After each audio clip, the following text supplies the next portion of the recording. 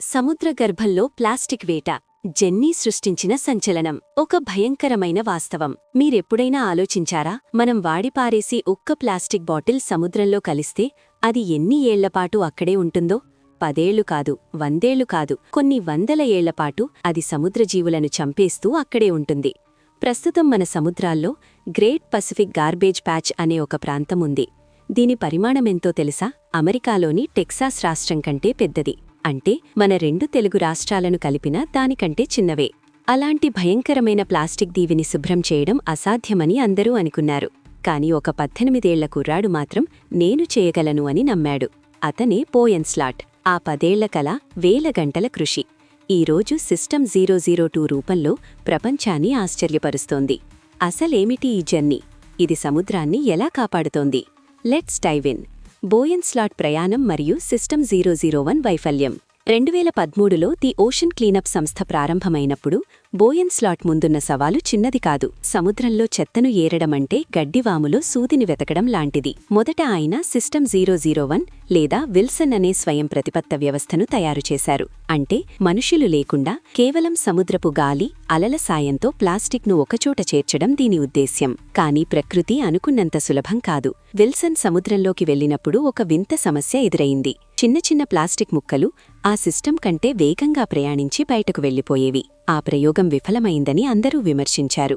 కాని బోయన్ వెనక్కి తగ్గలేదు. వైఫల్యమంటే ఆగిపోవడం కాదు, కొత్త పాఠం నేర్చుకోవడమని నమ్మాడు. ఆ పాఠం నుండే పుట్టిందే జెన్నీ.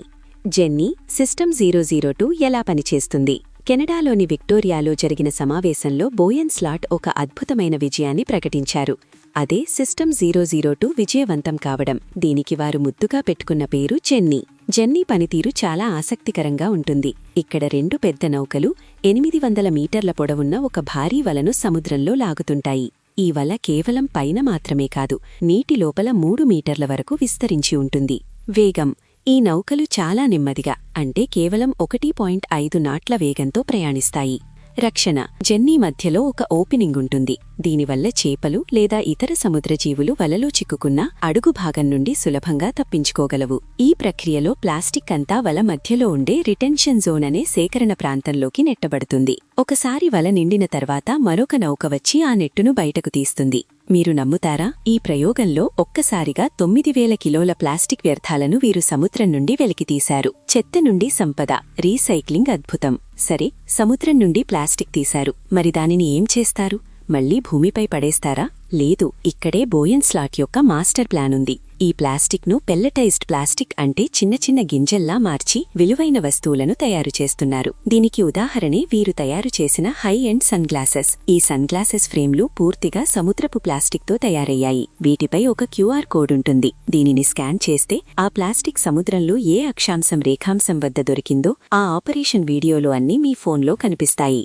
వీటిని అమ్మడం ద్వారా వచ్చే లాభాలను మళ్లీ సముద్ర శుభ్రతకే ఉపయోగిస్తారు. అంటే ఒక స్వయం సమృద్ధ వ్యవస్థ, సర్క్యులర్ ఎకానమీ అన్నమాట. మన చెత్త కూడా విలువైనది అని ప్రపంచానికి నిరూపించడమే దీని లక్ష్యం. సిస్టమ్స్ 3 మరియు రివర్ ఇంటర్సెప్టర్స్. జెన్నీ విజయం కేవలం ప్రారంభం మాత్రమే. ఇప్పుడు బోయన్ కళ్ళు సిస్టమ్ 3పై ఉన్నాయి. ఇది జెన్నీ కంటే 3 రెట్లు పెద్దది.